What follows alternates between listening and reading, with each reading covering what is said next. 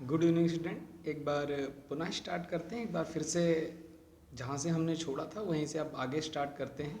और आशा करता हूँ कि आप पढ़ रहे हैं, आपको समझ में आ रहा है। और अगर कुछ नहीं समझ में आ रहा है तो बिल्कुल आप मुझसे बताएंगे, तभी मुझे पता चलेगा। बिना मतलब अंतर्यामी तो नहीं है ना। तो अगर कोई भी यहाँ पर प्रॉब्लम आ रही है तो आप बिल्कुल बता सकते हैं कि हाँ ये प्रॉब्लम आ रही है सर, आवाज़ नहीं आ रही है या फिर कुछ भी है। तो आप बिल्कुल मुझे बताइए, मैं आपको पढ़ाऊँगा। मैं पढ़ाने के लिए ही तत्पर हूँ आपको कि पढ़िए हमारे साथ। और चलिए बिना बात करते हुए अब आगे बढ़ते हैं। कल मैंने जितना आपको पढ़ाया एक बार उसको रिवाइज़ कर लेते हैं, फिर आगे बढ़ेंगे। देखिए, हम बात कर रहे थे चैप्टर की जिसका नाम है नेशनलिज्म इन इंडिया। और इस चैप्टर में आपको बेसिकली क्या पढ़ना है, आपको गांधी एरा के बारे में पढ़ना है। मतलब गांधी जी के द्वारा यहाँ पर क्या क्या काम किए गए भारत को आज़ाद कराने में, या फिर कैसे भारत में एक नेशन, एक देश बनाने में। तो इसी क्रम में हम आगे बढ़ते हैं। कल हमने जो पढ़ा एक बार उसको देख लेते हैं कि कल हमने क्या क्या पढ़ा। एक बार रिवाइज कर लेते हैं। मैं पहले से ही चलता हूँ। मेरा कहना है कि अगर आप आगे बढ़ रहे हैं तो आप पुरानी चीज़ों को ज़रूर रिवाइज करिए। बिना पुरानी चीज़ों को रिवाइज करे आगे बढ़ने का कोई मतलब नहीं। तो कल मैंने कहा कि 1915 का आपका समय था, ठीक। और इस 1915 में आपके गांधी जी क्या कर रहे हैं, वापस आ रहे हैं। That means Gandhi ji South Africa से भारत में वापस आ रहे हैं। और आगे बढ़े तो फिर मैंने कहा गांधी जी के द्वारा 1917 में सत्याग्रह किए गए थे दो। एक था आपका चंपारण सत्याग्रह, दूसरा था आपका खेड़ा सत्याग्रह। चंपारण सत्याग्रह, चंपारण कहाँ पर है, तो चंपारण आपका बिहार में है। और क्यों किया गया था, अगेंस्ट द इंडिगो प्लांटेशन, मतलब इंडिगो प्लांटेशन या फिर नील की खेती के अगेंस्ट किया गया था। खेड़ा सत्याग्रह, खेड़ा कहाँ है आपका, तो खेड़ा है आपका गुजरात में। और ये जो सत्याग्रह किया गया था, ये सत्याग्रह बेसिकली क्रॉप फेल्योर के कारण जो रेवेन्यू मांगा जा रहा था, रेवेन्यू में रिलैक्सेशन के लिए, ठीक है। और उसके बाद फिर हम और आगे बढ़े तो हम पहुँचे 1918 में। और हमने कहा 1918 में गांधी जी के द्वारा एक और सत्याग्रह किया जा रहा है जिसका नाम है अहमदाबाद मिल वर्कर्स मूवमेंट। और ये अहमदाबाद, अहमदाबाद कहाँ पर है, तो अहमदाबाद आपका है गुजरात में। और क्यों किया जा रहा है, तो 35% आपके प्लेग बोनस के लिए, मतलब जो वहाँ के कॉटन मिल वर्कर्स थे और वो 35% एज अ बोनस के रूप में मांग रहे थे वहाँ की कंपनी के द्वारा, सरकार के द्वारा। तो ये तीनों सत्याग्रह आपने कंप्लीट किया था जो गांधी जी के द्वारा हो रहा है। पहला था चंपारण, दूसरा था खेड़ा और तीसरा था अहमदाबाद मिल वर्कर्स मूवमेंट। और आगे बढ़े हमने कहा 1918 में कंप्लीट हुआ। और फिर जब हम 1918 में आगे बढ़े तो मैंने कहा इसके बाद जो आप पढ़ेंगे वो पढ़ेंगे आप रॉलेट एक्ट। और मैंने कहा रॉलेट एक्ट दिमाग में रखिएगा, क्योंकि रॉलेट एक्ट से जुड़ी एक सबसे इंपॉर्टेंट चीज़ है जलियांवाला बाग मैसेकर। पूछा जाता है, यहाँ से क्वेश्चन आते हैं, इसीलिए आपके लिए ज़्यादा इंपॉर्टेंट रहता है। तो मैंने कहा इसके बाद हमने पढ़ा रॉलेट एक्ट, जो स्टार्ट हो रहा है आपका 1919 में। और इस रॉलेट एक्ट के खिलाफ सत्याग्रह किया जा रहा है गांधी जी के द्वारा। और रॉलेट एक्ट क्या था, तो मैंने आपको बताया इस एक्ट के अंतर्गत जो गवर्नमेंट है उसके पास एनॉर्मस पावर, मतलब अनकंट्रोल्ड पावर आ गई है, जिससे क्या कर सकती है, कोई भी अगर पॉलिटिकल एक्टिविटीज़ करते हुए पाया जाता है तो उसे 2 साल की सज़ा मिल जाएगी, विदाउट मतलब विदाउट किसी ट्रायल के, मतलब बिना ट्रायल के, मतलब बिना कोई वकील, बिना कोई दलील का ये एक कानून आकर रख दिया गया 1919 में। अब इस कानून के खिलाफ कई सारे लोगों ने प्रोटेस्ट किया और उसी में एक नाम आता है गांधी जी का। और गांधी जी इंपॉर्टेंट नाम आता है जो रॉलेट सत्याग्रह से संबंधित होता है। मैंने कहा अगर ये सत्याग्रह पर रॉलेट एक्ट के बारे में पढ़ना है और रॉलेट एक्ट से संबंधित सत्याग्रह के बारे में पढ़ना है तो आपको सबसे पहले 3 डेटों से होकर गुजरना पड़ेगा। पहले होती है 6 अप्रैल 1919, ठीक है। 1919 तो चल ही रहा है, तो 6 अप्रैल में पहला क्या हो रहा है दिमाग में रखना है कि 6 अप्रैल को हम देख रहे हैं कि जो भी वहाँ के लोग थे, मतलब जो बेसिकली यहाँ पर रहने वाले लोग थे, और उनमें जो गांधी जी थे, तो गांधी जी के द्वारा 6 अप्रैल को हड़ताल स्टार्ट की जा रही है, मतलब रॉलेट सत्याग्रह स्टार्ट किया जा रहा है। फिर 10 अप्रैल की अगर बात करेंगे तो 10 अप्रैल में हम देख रहे हैं क्या हो रहा है। 10 अप्रैल में पंजाब के 2 बड़े लीडर्स, नाम मैंने आपको बताया था, डॉक्टर सैफुद्दीन किचलू और डॉक्टर सत्यपाल, नहीं, सैफुद्दीन किचलू और डॉक्टर सत्यपाल, इनको अरेस्ट कर लिया जा रहा है एज द रॉलेट एक्ट, मतलब रॉलेट एक्ट के तहत इनको अरेस्ट कर लिया जा रहा है और गांधी जी को दिल्ली आने से रोक दिया जा रहा है। और तीसरा सबसे इंपॉर्टेंट 13 अप्रैल का मैसेकर आपको याद रखना है। दैट मीन्स इंसिडेंट आपको याद रखना है, जिसको जाना जाता है जलियांवाला बाग इंसिडेंट के नाम से। और ये इंसिडेंट कब हो रहा है, 13 अप्रैल को हो रहा है। क्या हो रहा है इसमें मैंने आपको पूरा बताया कि मार्शल लॉ लग रहा है कहाँ पर, पंजाब में। मार्शल लॉ का मतलब है कि आप एक साथ कहीं पर एकत्र नहीं हो सकते हैं, मतलब कई सारे लोग एक ही जगह पर नहीं रह सकते हैं। उसके बाद मार्शल लॉ तो लग ही रहा है, फिर मैंने कहा एक नया जनरल आ रहा है जिसका नाम है जनरल डायर, तो इसका नाम याद रखना है, जनरल डायर का नाम। ठीक, अब जनरल डायर आ गया है यहाँ पर, और देखेंगे कि एक जलियांवाला बाग, अमृतसर में एक स्थान है जिसका नाम है जलियांवाला बाग, और इस जलियांवाला बाग में कई सारे लोग, एक भीड़, एक गैदर्ड होते हैं, मिलते हैं, और कुछ प्रोटेस्ट करने आते हैं वो डॉक्टर सैफुद्दीन किचलू और डॉक्टर सत्यपाल के अरेस्ट के खिलाफ, और कुछ जो ऐसे होते हैं जो बैसाखी पर्व मनाने आते हैं। पर इसको चारों तरफ से, जलियांवाला बाग को चारों तरफ से घेर लिया जाता है, चारों तरफ जो एग्जिट पॉइंट्स हैं उनको घेर लिया जाता है, किसके द्वारा? जनरल डायर के द्वारा, और ओपन फायर कर दिया जाता है, मतलब भीड़ पर खुले फायरिंग होती है, जिसके कारण हम देख रहे हैं कई सारे लोगों की मौत हो जाती है। अब बाद में पूछा जाता है डायर जी से, भैया कि ऐसा क्यों किया? तो डायर जी का कहना है कि वो जो सत्याग्रही थे ना, मतलब जो सत्याग्रह कर रहे थे, जो सत्य से आग्रह कर रहे थे, उनके मन में डर पैदा करना है कि अगर सत्याग्रह में आप बैठोगे तो हम भी आपको गोलियों से भून देंगे, ऐसा क्या, इस कारण क्या किया था जनरल डायर ने, ये किया था। ठीक है, तो इतना आपका कंप्लीट हो गया था। अब हम आगे आएंगे, आगे बढ़ेंगे तो हमारा दूसरा मूवमेंट आएगा जिसका नाम है खिलाफत मूवमेंट।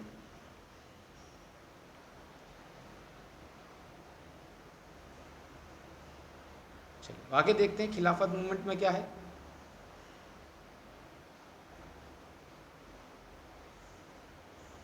पहुंचते हैं, देखिए ये आपका सत्याग्रह कंप्लीट हो गया था, चंपारण कंप्लीट हो गया, खेड़ा कंप्लीट हो गया, अहमदाबाद कंप्लीट हो गया, रॉलेट एक्ट आपका कंप्लीट हो गया। 3 डेट, 6 अप्रैल आपका, 10 अप्रैल और 13 अप्रैल वाले मैसेकर के रूप में।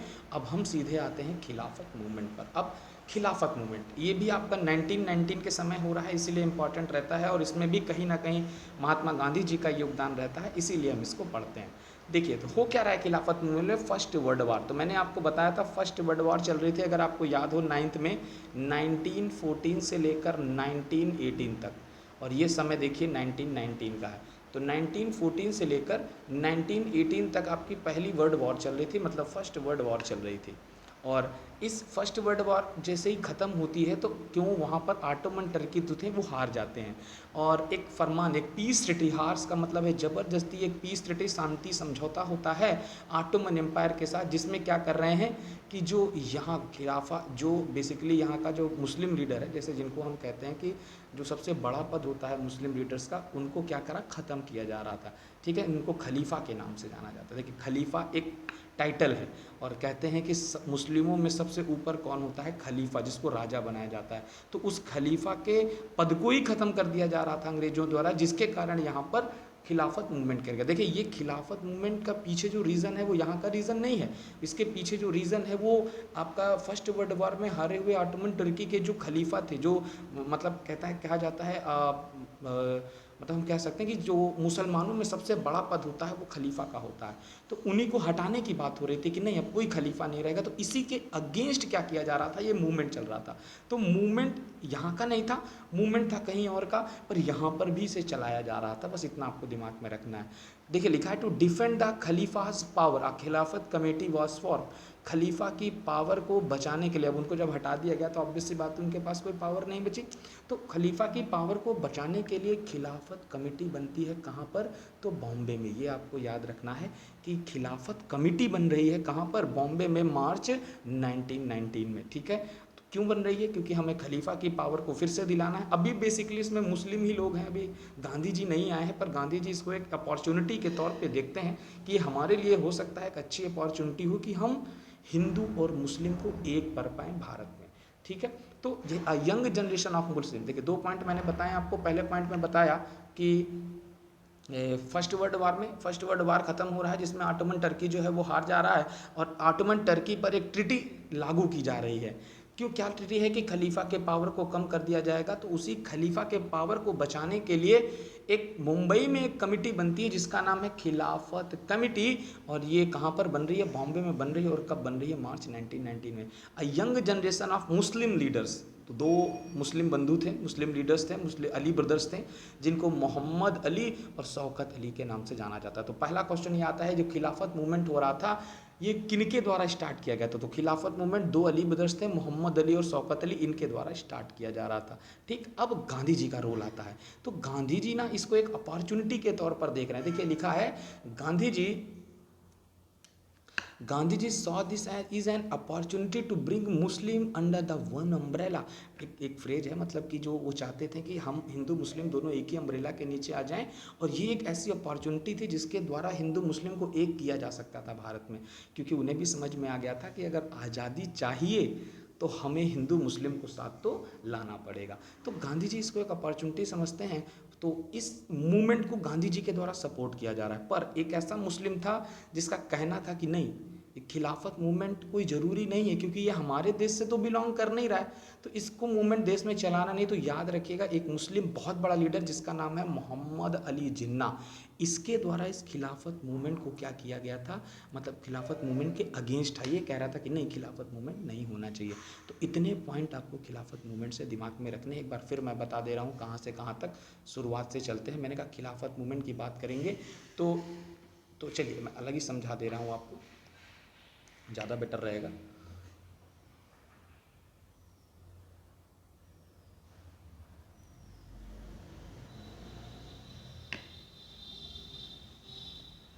ठीक है, हम बात कर रहे हैं खिलाफत मूवमेंट की। ठीक, अब अगर खिलाफत मूवमेंट की बात करते हैं तो खिलाफत मूवमेंट कब स्टार्ट हो रहा है, तो हो रहा है 1919 को, जब आपकी फर्स्ट वर्ल्ड वॉर ख़त्म हो जा रही है। फर्स्ट वर्ल्ड वॉर आपकी ख़त्म हो रही है, जिसके कारण ऑटोमन टर्की हार रहा है फर्स्ट वर्ल्ड वॉर में। ऑटोमन टर्की, जहाँ तक मुझे याद है कि आपने नाम सुना है पहले, भले याद ना हो तो वहाँ भी सुना है अपने 9th में। तो ऑटोमन टर्की जो था वो बेसिकली यहाँ से हार जाता है, और इसी ऑटोमन टर्की के हारने के बाद अब यहाँ का जो सबसे बड़ा मुस्लिम का जो पद था जिसका नाम था खलीफा, इसकी पावर को कम कर दिया जा रहा था। मतलब खलीफा की पावर को क्या किया जा रहा था, कम कर दिया जा रहा था। इसी के अगेंस्ट आपका ये मूवमेंट चल रहा था, जिसमें मैंने आपको बताया एक कमिटी बन रही है जिसका नाम है खिलाफत कमिटी। खिलाफत कमिटी, और तो ये पूछा जाता है कि खिलाफत कमेटी जो है वो कब इस्टेब्लिश हुई थी, तो खिलाफत कमेटी हो रही है मार्च 1919 में, और पूछा जाता है कहाँ हो रही है, तो हो रही है आपकी मुंबई में। ठीक, और अगर बात करते हैं खिलाफत मूवमेंट की, तो खिलाफत मूवमेंट को लीड किया जा रहा था किसके द्वारा, तो बेसिकली आपके दो अली ब्रदर्स थे। ठीक है, दो अली ब्रदर्स थे, उनके द्वारा इस मूवमेंट को लीड किया जा रहा था। उनका नाम क्या था, एक थे आपके शौकत अली, और दूसरे थे आपके मोहम्मद अली। तो ये भी नाम आपको याद रखना है। तो इतना पूरा आपको खिलाफत मूवमेंट के बारे में याद रखना है। और खिलाफत मूवमेंट को सपोर्ट किया जा रहा था गांधी जी के द्वारा, और गांधी जी इसको एक अपॉर्चुनिटी के रूप में ले रहे थे कि हिंदू मुस्लिम को एक कर दिया जाएगा। और पर एक ऐसा मुस्लिम लीडर था जिसके द्वारा इस खिलाफत मूवमेंट को सपोर्ट नहीं किया जा रहा था, जिसका नाम था मोहम्मद अली जिन्ना। याद रखिएगा, इंपॉर्टेंट नेम है, जिसके द्वारा इसको सपोर्ट नहीं किया जा रहा था। ठीक है, तो ये पूरा था आपका खिलाफत मूवमेंट।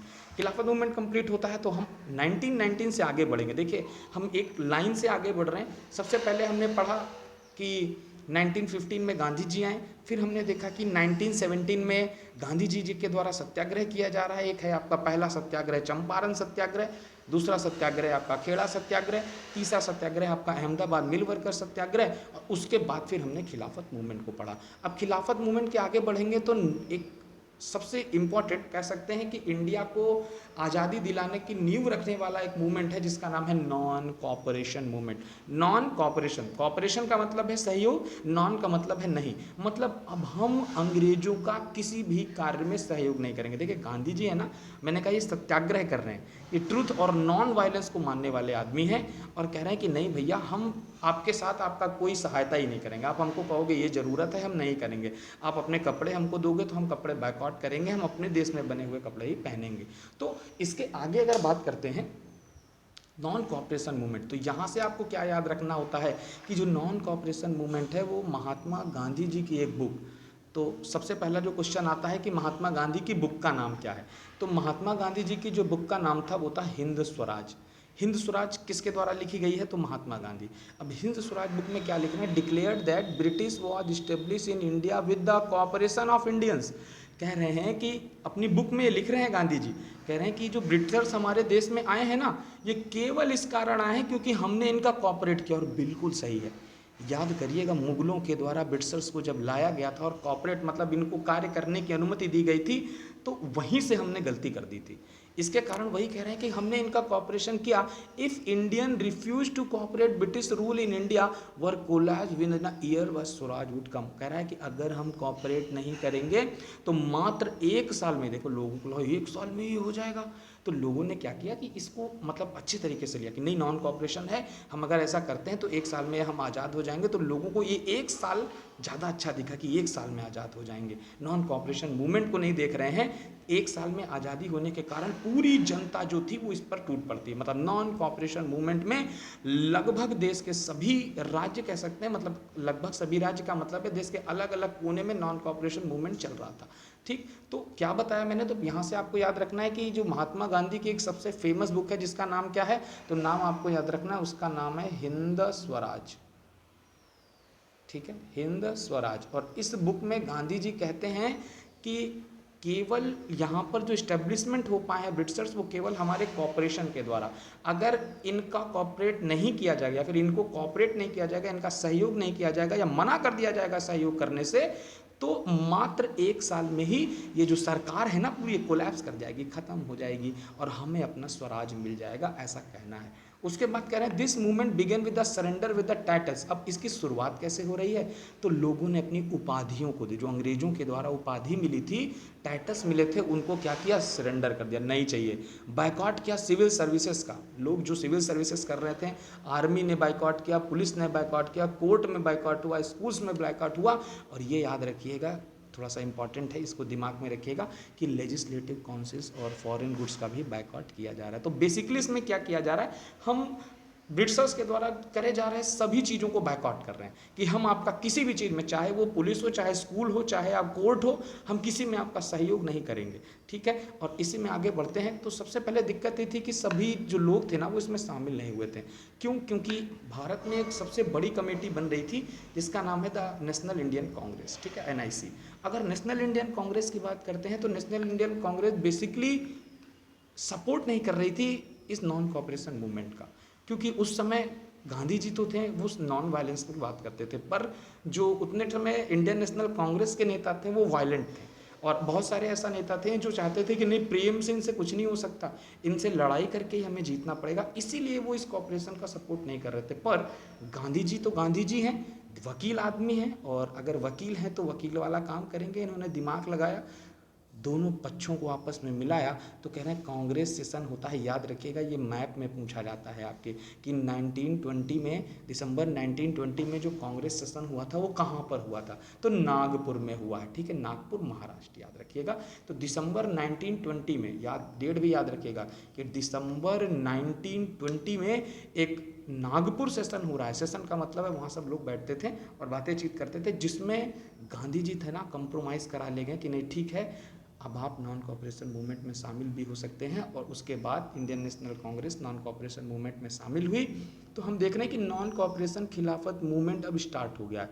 मतलब अब खिलाफत मूवमेंट और नॉन कॉपरेशन मूवमेंट को क्या कर दिया गया है, ज्वाइंट कर दिया गया है।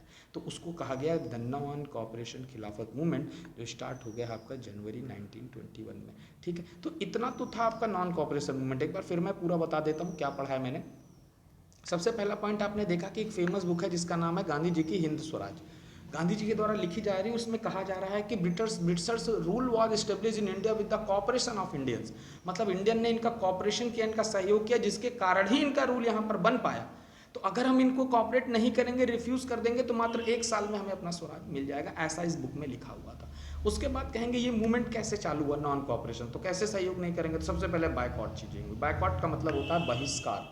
ठीक है, सबसे पहले क्या किया, बहिष्कार स्टार्ट हुआ कि नहीं इन सबका बहिष्कार किया जाए, इनको ना रखा जाए। तो सबसे पहले बहिष्कार बाइकआउट हुआ, किसका किसका, टाइटल्स मतलब उपाधियों का बाइकआउट हुआ, सिविल सर्विसेज का बाइकआउट हुआ, army, police, court, school, legislative council मतलब आपकी विधान परिषदों का भी बाइकआउट हुआ, मतलब किस तरह से कहते हैं चुनावों का भी बहिष्कार हुआ। पर ये थोड़ी सी गलती हो गई थी, इसका बहिष्कार नहीं करना चाहिए था इन्हें। देखेंगे आगे कि क्या हो रहा है। फिर हमने कहा आगे देखते हैं, तो कांग्रेस का एक सेशन होता है कहाँ पर, नागपुर में। कब हो रहा है, तो दिसंबर 1920 में, जिसमें गांधी जी जो थे वो कंप्रोमाइज़ करा लेंगे। गांधी जी का कंप्रोमाइज़ वर्क करता है और इंडियन नेशनल कांग्रेस भी नॉन कॉपरेशन मूवमेंट में शामिल हो जाती है और जनवरी 1921 में इसे द नॉन कॉपरेशन खिलाफत मूवमेंट के रूप में जाना जाता है। अब हम देखेंगे कि अलग अलग जगह पर ये नॉन कॉपरेशन मूवमेंट चल रहा है। तो सबसे पहले बात करेंगे टाउन्स में। टाउन्स का मतलब है कि हमारे सिटीज़ जो एरियाज़ हैं वहाँ पर नॉन कॉपरेशन मूवमेंट किस तरह से चल रहा था। तो अलग अलग जगह पर बात करेंगे। पहले हम टाउन्स में बात करेंगे, दूसरा फिर हम अवध में बात करेंगे, तमिल में बात करेंगे। ठीक है, तो इतनी जगह। तो आज हम केवल टाउन्स में देखेंगे कि कैसे चल रहा था। तो आज हमने खिलाफत मूवमेंट पढ़ा, आज हमने नॉन कॉपरेशन मूवमेंट की स्टार्ट कर दी है और non cooperation movement in towns पढ़ेंगे। ये 2 4 5 वीडियो लगेगी इसको बनाने में, बड़ा चैप्टर है, इसको आराम से पढ़िए। ज़्यादा मैं बड़ा वीडियो बना दूंगा तो आपका भी मन नहीं करेगा देखने का, इसीलिए आप 15-20 मिनट 25 मिनट आप निकालिए और एसएसटी को पूरा कवर करिए यहाँ से। तो कह रहा है कि तो अगर नॉन कॉपरेशन मूवमेंट की बात करेंगे, the movement started with the participation of middle class in the civils. मतलब सबसे पहले तो आपको दिमाग में रखना है कि नॉन कॉपरेशन मूवमेंट में पार्टिसिपेट कौन कर रहा था, तो ना ही बहुत ज़्यादा अपर क्लास पार्टिसिपेट कर रहे थे। अपर क्लास को क्या दिक्कत है, होने दो, जो हो रहा है हमें तो सब कुछ मिल ही रहा है।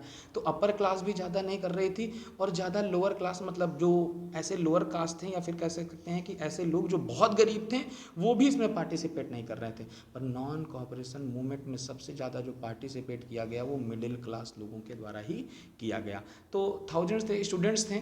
The government school teachers resign lawyers and legal practice and council. तो बेसिकली कह रहे हैं टीचर्स, स्टूडेंट, लॉयर्स, ये सब क्या कर रहे हैं, ये सब बाइकआउट कर रहे हैं अपनी सर्विसेज का। ठीक, अब यहाँ से एक और आपको पॉइंट जानना रहता है, इंपॉर्टेंट रहता है कि मद्रास में एक पार्टी बन रही है जिसका नाम है द जस्टिस पार्टी। इसको हम नॉन ब्राह्मण पार्टी के नाम से भी जानते हैं। तो दोनों नाम याद रखना है। ये भी याद रखना है कहाँ की पार्टी है, क्योंकि ये ऑप्शन में आपसे पूछ लिया जाता है। तो मैंने कहा कि आपकी एक पार्टी है जिसका नाम है द जस्टिस पार्टी या फिर नॉन ब्राह्मण पार्टी। कहाँ पर है, मद्रास में है, जो बेसिकली नॉन कॉपरेशन मूवमेंट में शामिल नहीं हुई थी। तो कौन सी पार्टी नहीं हुई थी, जस्टिस पार्टी या नॉन ब्राह्मण पार्टी, जो मद्रास के। क्यों नहीं हुई थी, क्योंकि इनको लगता था कि जो आप लेजिस्लेटिव, जो लीगल प्रैक्टिस है, जो चुनावों का बहिष्कार कर रहे हैं, ये गलत है, इससे हमको पावर नहीं मिलेगा। तो ऑब्वियस सी बात है, अगर पावर चाहिए तो गवर्नमेंट में आना पड़ेगा। ठीक है, तो इसीलिए इन्होंने इस नॉन कॉपरेशन मूवमेंट में सपोर्ट नहीं किया था। तो ये क्वेश्चन आता है, 3-4 क्वेश्चन बनते हैं। पहला क्वेश्चन ये बनता है कि ये किस पार्टी ने आपके नॉन कॉपरेशन मूवमेंट में सहयोग नहीं किया था। तो मद्रास की एक पार्टी है जिसका नाम है द जस्टिस पार्टी और उसे नॉन ब्राह्मण पार्टी के नाम से भी जाना जाता है, उसने नॉन कॉपरेशन मूवमेंट में सपोर्ट नहीं किया था। अच्छा देखिए, नॉन कॉपरेशन मूवमेंट का कुछ ना कुछ तो असर दिखा। असर क्या दिखा, इसकी बात करेंगे टाउन्स में। तो देखिए लिखा है the effect of non cooperation movement on the economy were more dramatic.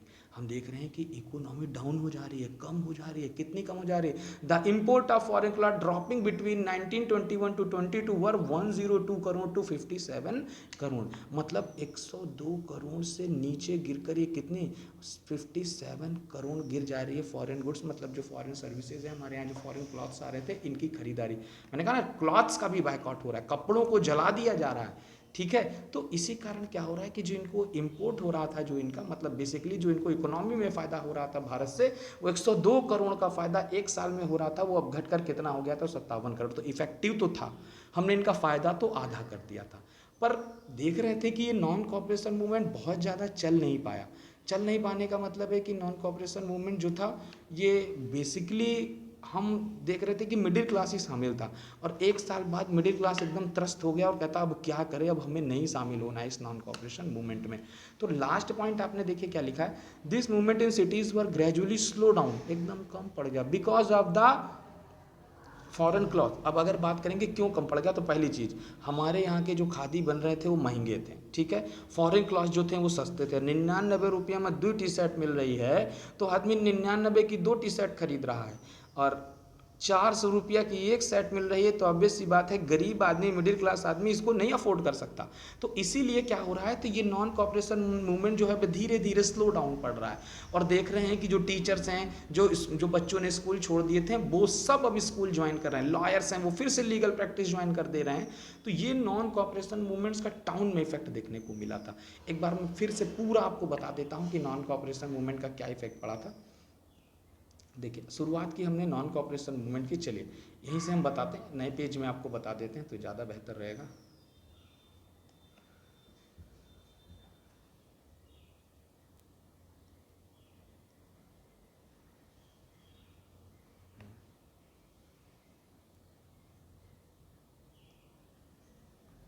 चलिए, हमने देखा, हम पढ़ रहे हैं नॉन कॉपरेशन मूवमेंट, जिसको NCM के नाम से भी जाना जाता है।